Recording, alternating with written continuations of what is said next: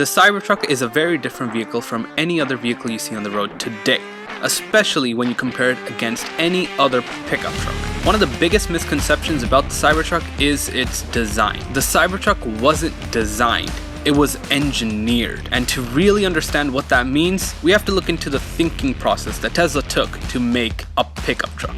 Tesla's goal has always been to make the best vehicles on the road. They made a Model S back in 2010 and then actually released it to customers back in 2012. At the time, it was one of the most futuristic cars on the road. It had a really big frunk, it had a really big trunk with a hatchback design, it had 7 seats, of course the 2 seats were left for children, but overall it was just a really well designed vehicle, really well thought out. Then came the Model 3 back in 2016 when it was unveiled. That was the next step. It was bringing electric vehicles to the mass market. And today you can buy a Model 3 for about $40,000 and you get a really good car for that money. So what was Tesla's goal with these two vehicles? It was to just make the best car in the world. And they've done that with their vehicles. You compare it to almost any other vehicle, especially in that price range, nothing competes.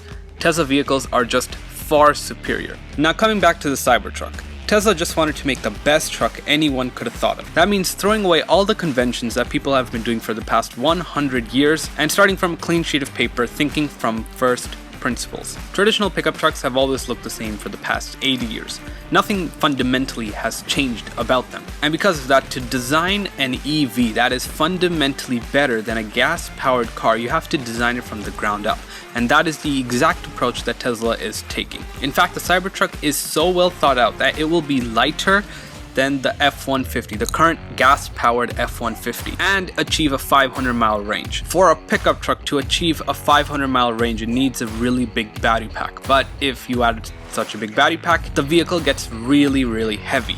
And you just keep doing that and eventually get to a point where you got diminishing returns because the vehicle is just way too heavy and you're adding more mass with cells. Tesla fundamentally wanted to rethink what a pickup truck is and what it should be. They wanted to make the best pickup truck anyone has ever thought of. The reason the Cybertruck looks the way it does is purely because it's engineered, it's not designed. For example, the stainless steel that they're using for the Cybertruck is extremely hard. It just can't be stamped.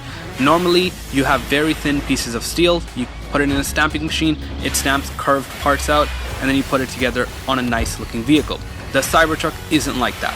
You have really hard steel. It just can't be stamped. And just to prove how hard their steel was, they demonstrated it on stage during the unveil event when they hit the sledgehammer. You could see the stamped part bent really easily, but the Cybertruck, not a dent, not even a scratch. And because of that, you had to make a truck that didn't have any curves. If you wanted to make curves, you would need to have an endoskeleton, a body on a frame. So normally, vehicles look like this. This is the frame, this is the body, this is how it looks. Then you just slap on some stamped components and that gives you the really nice aerodynamic look. For the Cybertruck, what you see is literally the body, which means that you have more interior space, even in the same width, height, and length. You have more bed space in the same width, height, or length. There's so much new things about the Cybertruck that conventional wisdom has gone out the window.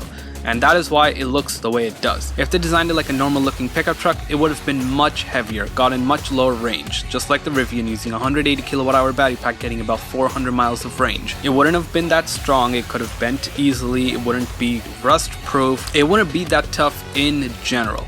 The only reason it's so tough and it can do the duties of a pickup truck is simply because of its design, especially the material that they're using. That is one of the key components, the secret ingredients, if you will, of the Cybertruck. To keep the weight down, Ford uses aluminum. Cybertruck is a pure stainless steel. You get one part that does the job of multiple. Another aspect to this is that they designed it for manufacturing. The Cybertruck is literally designed to be mass produced. You have no paint, and we all know how Tesla's paint quality is. That means you just eliminate the entire paint shop in a factory for the Cybertruck.